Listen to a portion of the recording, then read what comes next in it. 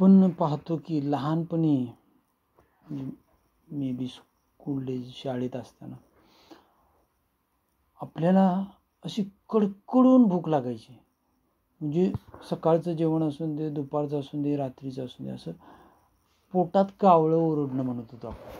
कावळं ओरडायला लागलं की आपण पळत जायचं घरी, जेवायचं. जेवलं की बरं शांत वाटायचं, अगदी मन प्रसन्न व्हायचं. पण हल्ली आपण बघतोय कडकडीत भूक अशी लागतच नाही कोणाला.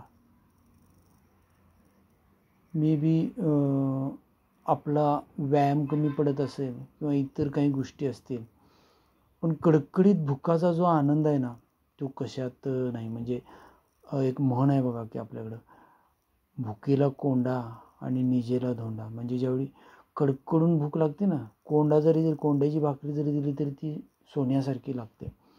आणि निजेला धोंडा म्हणजे ज्यावेळी माणसाला मनापासून अगदी झोप येते ना, त्याला उशीला धोंडा जरी दिला दगड तरी तो डाराडूर झोपतो तिथं. त्या पद्धतीनं काही वर्षापूर्वी म्हणजे असं होतं की मुलांना असून दे, कुणाला असून दे, अशी कडकडून भूक लागली. झालं काय जेवण असं असायचं. पण हल्ली काय जेवणाचं झालं की इतकं वाजलं नाश्ता करा, इतकं वाजलं जेवण घ्या, इतकं वाजलं रात्रीचं जेवण घ्या.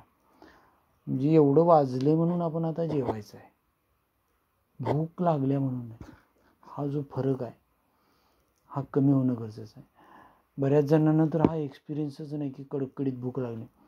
तर एक त्यासाठी उदाहरण सांगतो की आत्ता आपल्याला एक एक्सपिरियन्स येतो की आपण काही वेळेला उन्हातून वगैरे हे झालं की घरी आलो की असं भरपूर तहान लागलेली असते, खूप तहान लागते.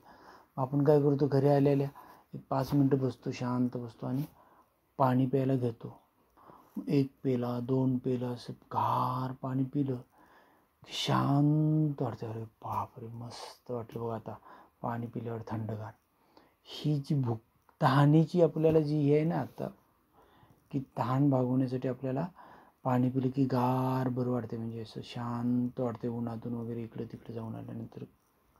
तशी भूकेची अवस्था होती काही वर्षापूर्वी, की अशी भूक कडकडून लागायची, कावळं ओरडायची. आणि मग कधी येईन आणि भराभरा जेवल्यानंतर शांत मस्त फील यायचं.